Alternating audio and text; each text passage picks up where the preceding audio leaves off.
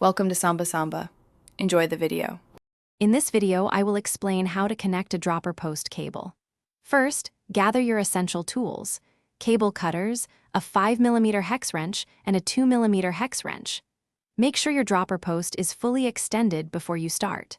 Next, carefully route the cable housing from your lever all the way to the dropper post's cable entry point. This initial setup is crucial for a smooth installation process and ensures everything aligns correctly for optimal performance.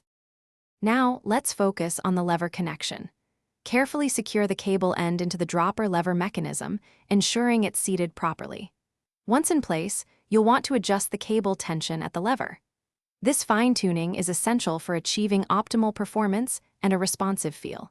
Finally, trim any excess cable housing to create a clean and efficient setup, preventing any snags or unnecessary bulk.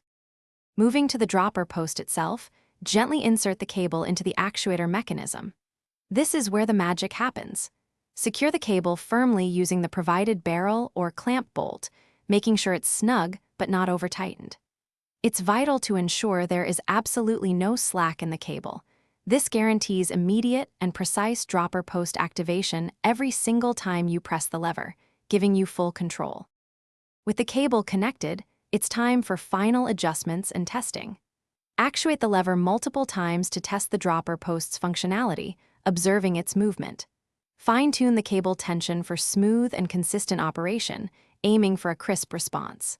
Lastly, check for any cable rub or interference with other bike components, ensuring a safe and unobstructed ride. You're now ready to hit the trails. Thanks for watching. Consider subscribing if we helped you.